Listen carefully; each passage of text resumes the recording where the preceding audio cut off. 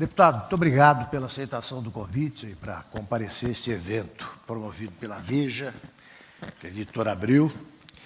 E eu já aviso de saída que eu vou tratar mais dos projetos e ideias de um possível presidente da República do que de assuntos já explorados bastante em entrevistas anteriores, né? Casamento entre pessoas do mesmo sexo, estupro, etc. Eu começo perguntando o seguinte: eu pediria que o senhor mencionasse 3 virtudes ou qualidades que o senhor tem e que o diferenciam dos demais candidatos à presidência, que justificam o voto no senhor.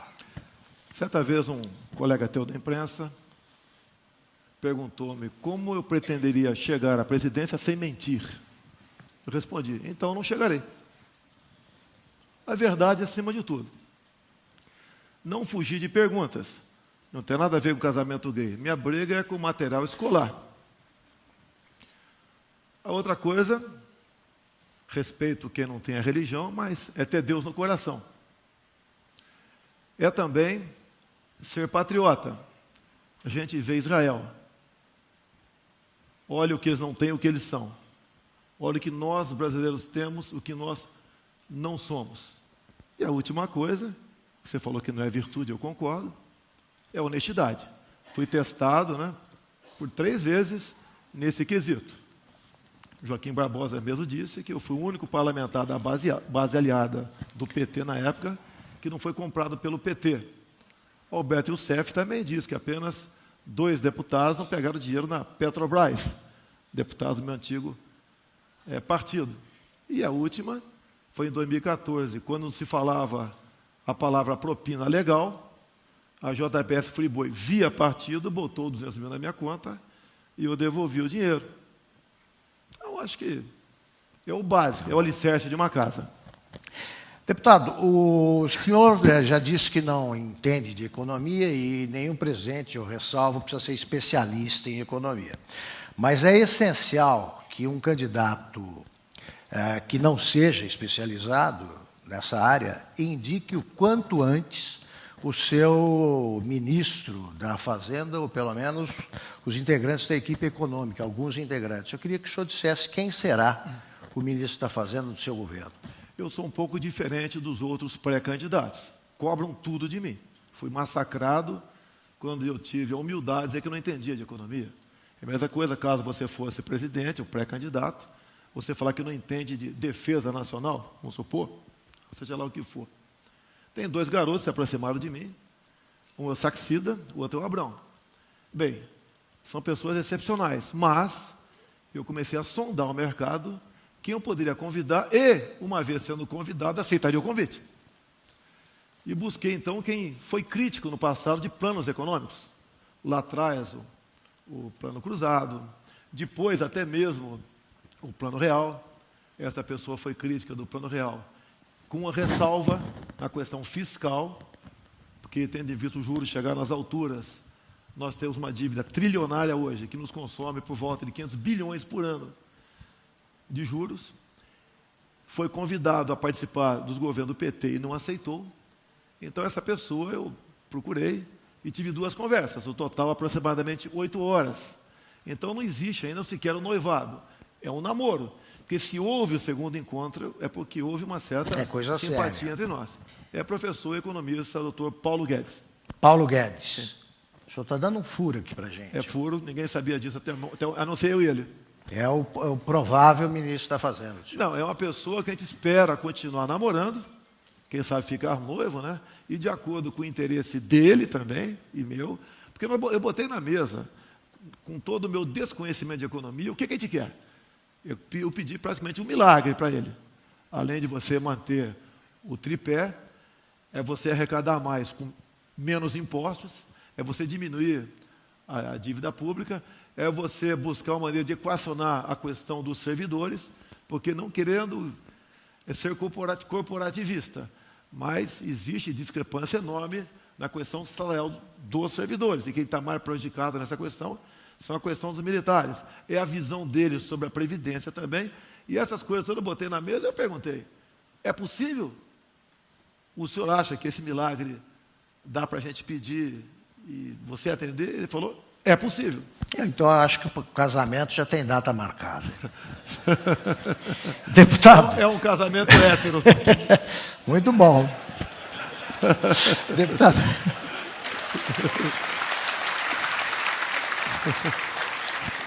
Deputado, o senhor se opôs ao Plano Real abertamente. O senhor se arrepende de ter combatido o Plano Real? Hoje o senhor acha que foi uma coisa boa ou não? Vamos lá. Eu, naquela época, como capitão do Exército, dentro da Câmara, representava, sim, aqueles que votaram em mim. 1994.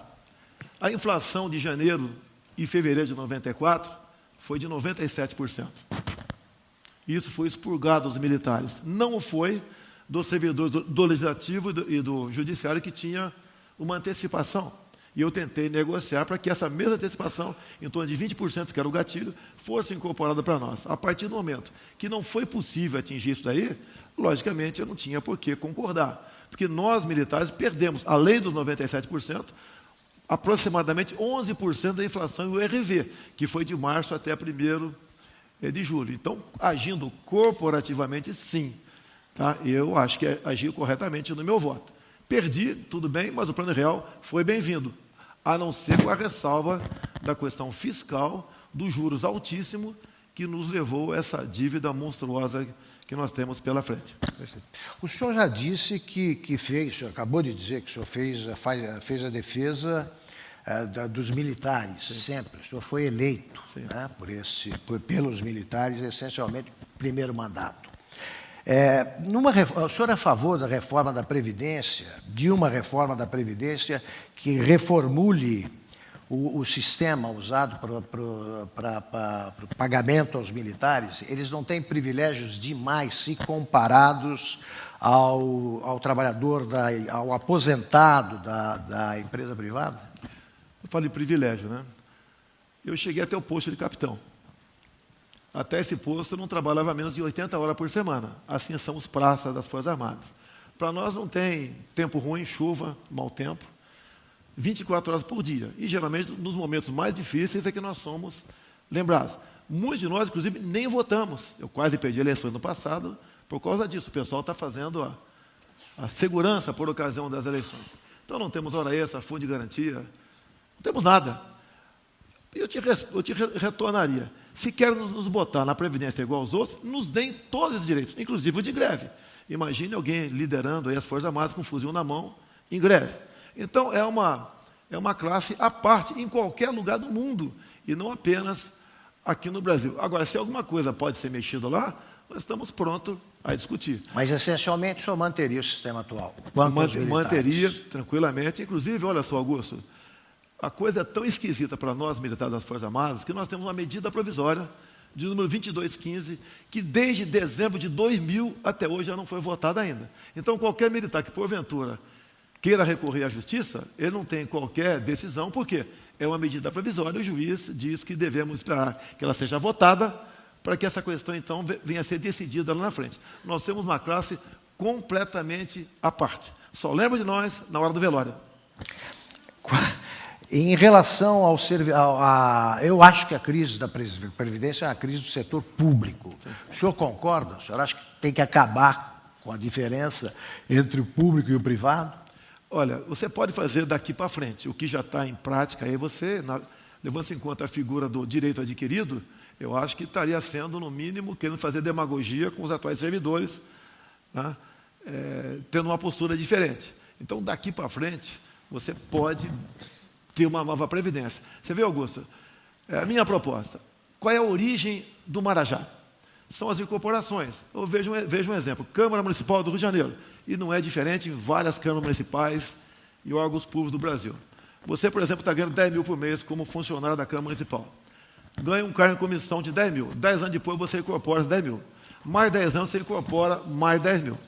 E esse direito à incorporação, no apagar das luzes do governo Eduardo Paes, foi estendido para todo o corpo dos servidores do Executivo. Então, no primeiro momento, acabar com as incorporações, deixar que crie, então, novos marajás. Outras medidas poderão vir ao reboque dessa, mas dá para estudar e dá para propor, e não sou contra o fim de privilégio, não, muito pelo contrário. O senhor mantém a ideia de nomear, de entregar 50% do ministério a militares? Até há pouco, né, no governo Lula e PT, tínhamos ministros corruptos e guerrilheiros, e ninguém falava nada. Eu não sei por quê.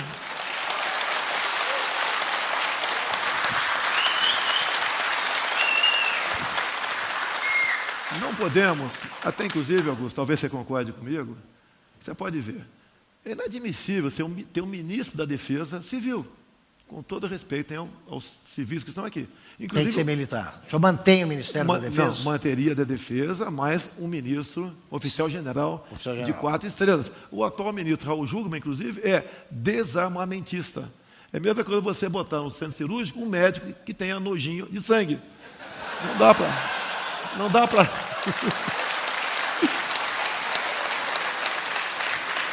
Deputado, o senhor... Então me permite, Augusto, os ministérios têm que funcionar, você tem que botar gente técnica lá. Essa forma de fazer política da cooptação, procurando partidos que vão escolher seus ministros, para que apareçam malas como essa lá em Salvador, que não é uma exceção, é uma regra, o Brasil não pode continuar com essa forma de fazer política. Deputado, o senhor é a favor do foro privilegiado? Até que ponto? Se eu falar que não aqui, levaria uma vaia, né? Mas até o momento, eu estou pensando em votar contra isso. Seria o único contrário. Por quê? Vamos ouvir o outro lado. Primeiro, foi aprovado por unanimidade no Senado, então vocês têm que desconfiar. Começa por aí. Se bem que para mim nunca existiu foro privilegiado. Eu sou processado em tudo quanto é instância no Brasil. Tá? Nem imunidade por opiniões e palavras eu tenho. Mas não é por aí. Onde eu quero chegar com esse, Augusto? Hoje em dia, numa interpretação recente do Supremo Tribunal Federal, por 6-5, a prisão é deferida e passa a ser cumprida por aqueles que tenham sido condenados em segunda instância.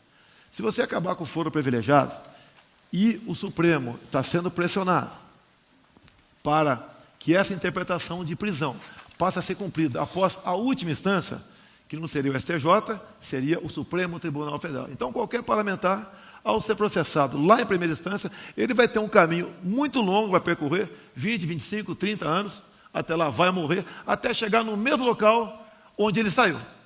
Então, no meu entender, é um engodo isso daí. É uma maneira de você fazer com que esse que atualmente tem foro privilegiado levem 20, 25, 30 anos até que tenha uma decisão final sobre o seu processo. O senhor aprova a autorização para que o condenado em segunda instância comece a cumprir a pena imediatamente depois da confirmação da sentença? Isso é uma interpretação do Supremo Tribunal Federal. Eu acho válido isso aí. Válido porque quem tem meios acaba protelando até a última instância e basicamente foge da cadeia. Então, no que depender de mim, sim, a punição, a prisão passaria a ser cumprida até uma decisão em segunda instância. O senhor tem reiterado nesta conversa alguns argumentos aí que mostram que o militar é diferente. O trabalho do militar é diferente do trabalho dos civis. O senhor falou de algumas virtudes que são inerentes à carreira militar. O militar é melhor que o civil, o senhor acha, de modo geral? Não, cada um na sua profissão. Só que, Augusto, eu não sei quantos empregos você tem. O militar só pode ter um. Tá? O militar não pode programar umas férias dele. Ele está sempre à disposição da União. Nós servimos em qualquer lugar do Brasil. Quando nós somos transferidos, nossa esposa, porventura, tem emprego, perde o emprego. A garotada muda de colégio, perde sua relação de amizade. Então, tem muita coisa contra a gente e nós não queremos acabar com isso. Pode continuar, mas não podemos, no final da linha, sermos tratados em situação de igualdade com quem teve um caminho completamente diferente do nosso. Deputado, o senhor fez algumas afirmações já bastante fortes e depois o senhor amenizou o impacto delas, dizendo que era força de expressão ou uma brincadeira. Tal. Eu quero saber se encaixa nessa categoria, o brincadeira ou força de expressão, é o seguinte. Em 1999, numa entrevista à TV Bandeirantes, eu disse, aspas, através do voto você não vai mudar nada nesse país. Você só vai mudar, infelizmente, quando nós partirmos para uma guerra civil aqui dentro. E fazendo um trabalho que o regime militar não fez, matando 30 mil e começando por FHC. Se vai morrer alguns inocentes, tudo bem. Num comunicado ao povo brasileiro, divulgado no dia 8, agora, o senhor disse que, evidentemente, nenhum dos membros da nossa equipe defende ideias heterodoxas ou apreço por regimes totalitários. Isso é alguma conversão? O senhor mudou de ideia? Vamos lá, Augusto. Não nego o que eu falei. Falei. Tudo é questão de momento. Quantas vezes a mãe fala que vai cortar a cabeça do filho? Não vai cortar a cabeça do filho. Se hoje em dia, por exemplo, o Kim Jong-un lançasse uma bomba H em Brasília e só atingisse o parlamento brasileiro, você acha que alguém ia chorar aqui?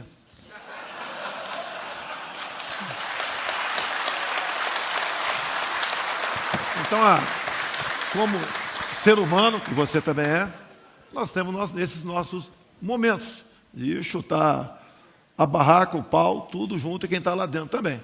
Então, obviamente, a gente amadurece. Eu, quando cheguei em Brasília em 91, era o único capitão do Exército lá dentro, com mais uma centena de anistiados. E eles faziam de tudo para me provocar. Em alguns momentos, dei muitas caneladas, sim, tá? E fazer com que o outro capitão, o Lamarca, fosse herói. Então, muita coisa aconteceu na minha vida dentro do parlamento. Não vamos falar em arrependimento, né? Hoje em dia, com a minha experiência, a gente, com toda certeza, teria um comportamento diferente. Mas o parlamento é necessário. Eu espero que o parlamento, diferentemente do que o Luiz Guimarães dizia no passado, né?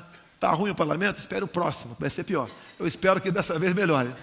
Pois é, deputado, se o senhor for eleito presidente, dificilmente o senhor terá uma maioria na Câmara ou no Senado. Como é que o senhor vai governar com um Congresso que, ainda que seja melhor que o atual, não vai ser nenhum Congresso da inveja e a países mais civilizados? Apesar de estar te conhecendo pessoalmente hoje, eu vou me comportar como seu amigo aqui. Eu teria que te responder perguntando, Augusto, dá para continuar fazendo a mesma coisa?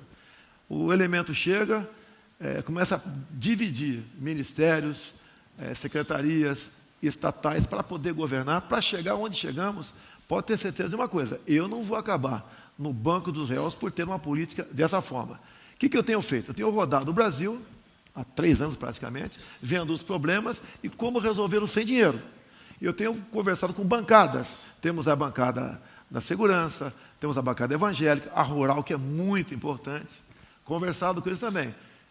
Estado, Roraima, como você faz Roraima ser um grande estado se não tem energia? Como é que você consegue energia para Roraima com problemas indigenistas e ambientais? E problemas, inclusive, internacionais, caso você queira, não interessa como, se é dinheiro público ou privado, fazer uma hidrelétrica que vai inundar terras indígenas. Então, tudo isso estamos trabalhando para termos um pacote para apresentar e, com toda certeza, em cima disso, ter o devido apoio para aprovarmos o que nós queremos em Brasília. Esse é o pensamento. Fora disso, Augusto, você cai nessa mesma rotina que está aí, que eu tenho certeza que pelo menos 99% do que estão aqui não querem que essa rotina continue. Perfeito. Deputado, o senhor está já na 7ª legislatura, né? São quantos anos já de Congresso? 2 como vereador, sim. Como deputado... Já 27 anos praticamente. Qual foi o projeto mais importante que o senhor apresentou? Olha, projeto tem uns 500 a apresentar. Sei da dificuldade, da meu temperamento, o meu passado de aprovar qualquer coisa. Mas, Augusto, tão importante como você conhecer o artilheiro do seu time, é conhecer o goleiro. Então, eu evitei que muitos péssimos projetos prosseguissem lá em Brasília. Acredito que o projeto mais importante transformou-se em lei, foi uma emenda a um projeto, foi a questão do voto impresso. Eu acho que aqui ninguém tem... Como é que será? Como está aprovado na lei em 2015, o cidadão, né, vai, aperta o número de seus candidatos, aparece na tela, Augusto Nunes, senador, por exemplo, tá? Ele aperta um botão, imprime do lado no papel, tá? Você viu, concordou, aperta o botão, o voto cai na urna. A partir do dia seguinte, como você vai ter a votação feita pelo processo eletrônico no dia anterior contigo, tá? Você pode pedir Não você, presidente de partido, municipal, estadual, pedir uma recontagem total ou parcial. E tem que bater 100%. Se não bater 100%, que houve fraude. E o Supremo Tribunal Federal, agora, no apagar das luzes, não quer cumprir essa lei o ano que vem, dizendo que tem recurso para que apenas 6% das impressoras sejam compradas. É onde volta aquela velha desconfiança. Esse voto eletrônico apenas não nos dá a garantia de uma eleição transparente. O senhor desconfia dos resultados de eleições recentes? Agora, Augusto, como é que eu consegui, porque ninguém queria aprovar essa proposta minha, como é que eu consegui apoio dos parlamentares? Era praticamente zero, a não ser o Espiridião Amin, entre outros poucos parlamentares que queriam aprovar isso daí lá. Eu falei, pode haver fraude no sistema majoritário para presidente? Pode. E para a questão proporcional, deputado federal. Poder-se-ia inserir também, da mesma forma, 30, 40, 50, 60 votos de legenda para o partido X, que seria o PT, que eu falei naquele momento que o PT estava no governo. Poderíamos, então, ter aí 60, 70 deputados eleitos na fraude. Juntando o voto deles mais os puxadinhos, eles teriam uma maioria onde ninguém mais conseguiria aprovar nada na Câmara sem o consentimento deles. Então, foi em cima desse sentimento, que foi difícil, muito trabalhoso, que eu consegui aprovar o voto impresso para o ano que vem, que eu espero que o senhor ministro Gilmar Mendes cumpra a lei de 2015. Ele teve tempo mais do que suficiente, ele e seus antecessores. Valendo já agora. Agora para as eleições do ano que vem. Vale para as eleições do ano que vem. Perfeito. Deputado, antes de passar às perguntas dos presentes, que já estão chegando, eu perguntaria ao senhor o seguinte: o senhor tem feito restrições públicas ao comportamento da China no comércio internacional. E o senhor disse também que se a Petrobras for privatizada, que todos estão liberados aí para participar da licitação, menos a China. O senhor disse que os chineses não são boas pessoas. Foi bem assim. Ou não, estou exagerando. Faltou você falar também das terras agricultáveis. Então é o seguinte, não, eu quero que vai haver jogue tudo, alguma restrição à China? Atire de ponto 50, tá ok? O que acontece? A China não está comprando no Brasil, ela está comprando o Brasil. A questão de terras, eu acho que fica um mais fácil entendimento. Vamos supor, Augusto, que eu fosse o dono da despensa da tua casa. O que você vai comer amanhã? É o que eu quiser.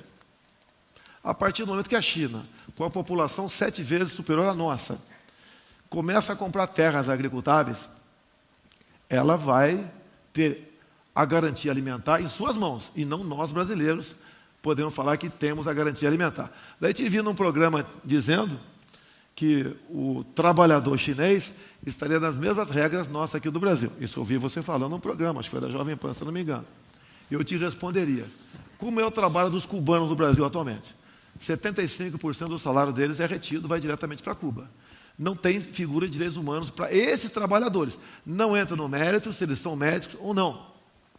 Você pega uma médica... Mas isso porque o governo permitiu, o senhor não permitiria. Para mim, a questão do médico é revalida, salário integral e vai poder trazer a família para cá. Exatamente. O senhor poderia aplicar ao trabalhador chinês nós temos regras pais, brasileiras. Nós temos pais e mães aqui. Vocês sabem a dificuldade que, às vezes, de ficar 2, 3 dias fora do convívio de um familiar, da garotada. Os cubanos estão aqui, não pode trazer a família para cá. Então, a médica, se é que ela é médica, as crianças, 3, 4, 5, 6 anos, está lá em Cuba. Mas isso por conivência do governo brasileiro. Conivência do governo brasileiro. O senhor não será conivente. De jeito nenhum. Exato. Vamos respeitar isso aí. A questão da China, isso é grave, no meu entender. Certas empresas estatais nossas não estariam sendo privatizadas, estariam sendo estatizadas pelos chineses. Eles têm montanhas de dinheiro. Até eu perguntaria aqui quem, porventura, esteja fazendo uma universidade ou tem um curso superior. Essas empresas estatizadas chinesas, as funções exercidas por gente de curso superior, seriam exercidas por vocês ou por chineses? O que caberia para nós trabalharmos nessas empresas? Imagine uma empresa de fora tendo aí o poder de decidir o preço dessa energia. Isso é estratégico. Você pode falar em Golden Share? Aprendi há pouco isso, Augusto. Como aprendi a curva de Laffer há pouco tempo também. Não tem problema nenhum. O Laffer já é meu amigo. Tá? Pretendo trazê-lo da Lua para a Terra, junto com o nosso querido aí, talvez, né, futuro ministro, né, lá na frente. Né? Não, já está nomeado. O Paulo Guedes, não está nomeado não, é um namoro apenas. Né? Então, essas questões, depois que você faz, fica difícil você voltar atrás, fica quase impossível. Quando se fala em privatizações, o que foi feito na Embraer poderia ser estudado e ser feito aqui também. Não sou estatizante. O pessoal cita o exemplo de Itaipu, né? Os militares fizeram, o Bolsonaro na mesma linha. Naquele tempo, Augusto, qual empresa particular faria uma obra em Itaipu? Nenhuma. Teremos que ser nós mesmos. Agora, a privatização, ou para a gente nossa, o Golden Share, ou então naquela forma da Embraer. Aliás, eu me corrijo, a China não tem bom coração. Também falei isso aí. Ninguém tem, existe amizade entre países. É porque eu disse boa pessoa, só não disse interesse. Deputado, a pergunta de Ricardo Ferro, do Rio de Janeiro. Depois eu vou encaminhar, se eu não puder formular aqui em público, eu vou encaminhar para o senhor. O senhor diz que todo fazendeiro deve ter um fuzil para se defender do MST. Como será feita a distribuição de fuzis? Haverá uma bolsa fuzil? Está me dando uma boa ideia.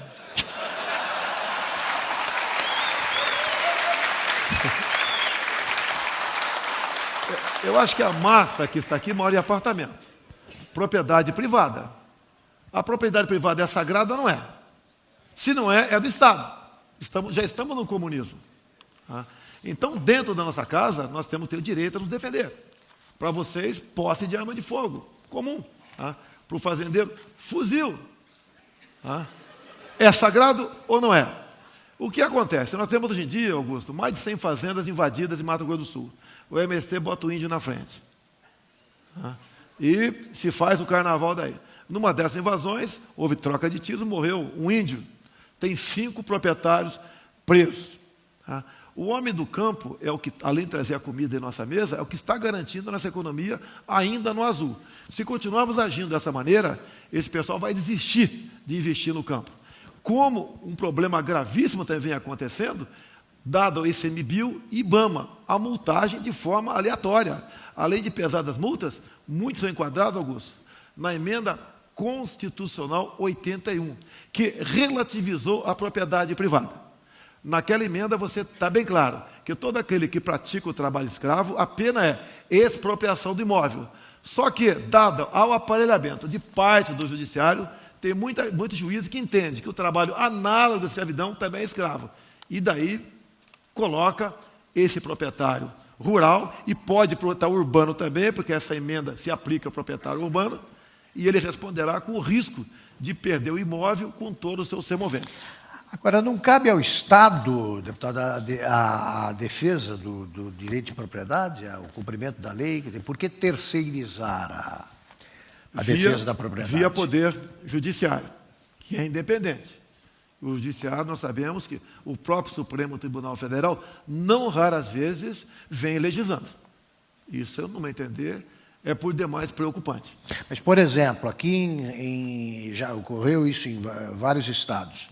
O judiciário autoriza o cumprimento da reintegração de posse e a polícia não cumpre. Por quê? Mas se eu fosse policial, também não cumpriria. Por quê? Porque qualquer problema que acontece, a polícia vai para a cadeia. O policial é um coitado hoje em dia no Brasil. Você pode ver no programa do Fantástico de ontem. Vimos aqui a fabricação caseira de armas de fogo, de fuzis. Então, gente, com essa arma é que o nosso policial enfrenta. E no mesma matéria do Globo de hoje, né, agora no jornal, não mais no Fantástico, fala que apenas 20 policiais estão sendo responsabilizados por 300 homicídios, desconsiderando auto de resistência. E querem botar no banco dos réus esses policiais. Esses policiais, do bem entender, têm que ser condecorados. Policial que não mata não é policial. Porque estão enfrentando esse tipo de gente. Quando você vai para uma reintegração de posse, é a mesma coisa. Eu gostaria que esses especialistas, esse especial do MP, participassem na linha de frente com o policial numa reintegração de posse. Nós tivemos um problema há pouco não, uns 20 anos, em Eldorado dos Carajás. Você vê a turba do MST avançando para cima da Polícia Militar do Pará, que foi lá fazer uma desobstrução da via. Se eles não atiram, seriam mortos por armas brancas por parte do MST. Atiraram. Até hoje, encontro encrencado. Inclusive, o comandante da operação foi condenado a 400 anos de cadeia. Agora, deputado, se o sistema de segurança, se a segurança pública hoje é um problema estadual, como é que o senhor pretende resolver isso no seu governo? Olha o caso Ana Hickman. Estava num quarto de hotel, ela, o cunhado, mais uma senhora, um marginal entrou no quarto, deu 2 tiros na mulher, o cunhado da Ana Hickman rolou com ele no chão, pegou a arma e deu 2 tiros na cabeça dele. O MP de Minas Gerais entendeu que isso foi execução, foi excesso. Ele está no tribunal de júri. Nós não temos hoje em dia sequer o direito à legítima defesa. Temos que mexer no Código Penal. Primeiro, acabar com a figura do excesso. Dar 2 tiros no marginal ou 15, para mim, é a mesma coisa. E a outra questão...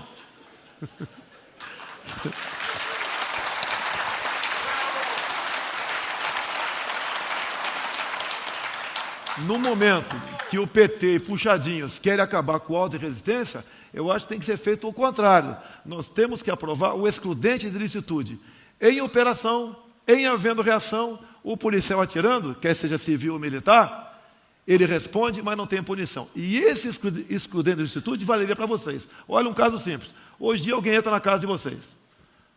Você tem uma arma legal, que é quase impossível, suponha que você tem. Você dá 15 tiros em cima do cara, pega 5 na canela.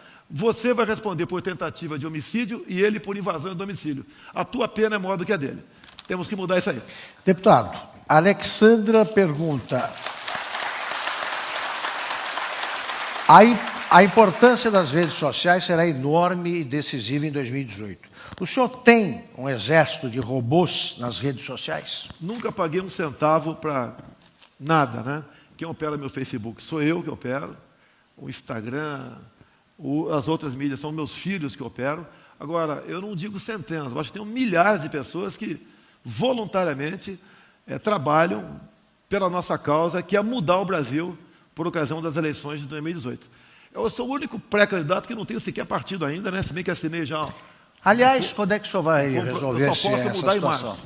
Eu costumo dizer, se você quiser se separar hoje em dia, não tem problema, né? A gente espera que não aconteça o divórcio, mas tem problema. Agora, se eu sair do partido, eu perco o mandato por infidelidade partidária. Um acordo com o PEN Patriota? Tenho com o Adilson Barroso, né, de ir para o PEN em março do ano que vem. Então, eu sou o único parlamentar aqui, ainda estou em negociação partido, não tenho bancada comigo, não tenho nenhuma prefeitura comigo, eu não tenho ninguém comigo, não tenho nada comigo. Estamos sozinhos, resistindo. Eu sou mais que o primo pobre, eu sou o primo paupérrimo nessa história aí. Deputado, em 2011, pergunta de Joana Amâncio, de São Paulo, via internet. Em 2011, numa entrevista à revista Playboy, o senhor disse que preferiria um filho morto a um filho homossexual. O senhor mantém o que disse? Essas caneladas foram em função do tal do kit gay, que eu descobri sem querer, andando nos corredores da Câmara dos Deputados. Um pessoal lá, seres humanos, né, que merece todo o respeito nosso, mas estava com um traje diferente. É a mesma coisa se você for na sala do juiz e tiver alguém de bermuda ou de biquíni lá dentro. Tem algo acontecendo errado.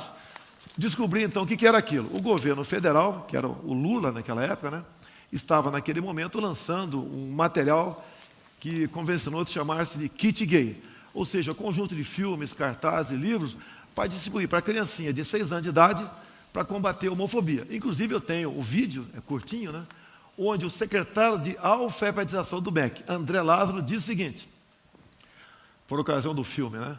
Passamos 3 meses discutindo até onde a língua de uma menina entraria na boca de outra menina para fazermos o filme Beijo Lésbico, para combatermos a homofobia. E, em função disso, tudo isso veio como caneladas. Né? Não falaria isso hoje, mas eu acho que valeu a pena para mostrar para a sociedade o que esses fascínoras queriam levar para dentro das escolas do Brasil. Isso, no meu entender, independente de ser filmes homos, poderia ser héteros também, estariam escancarando as portas para a pedofilia. Deputado, última pergunta. O senhor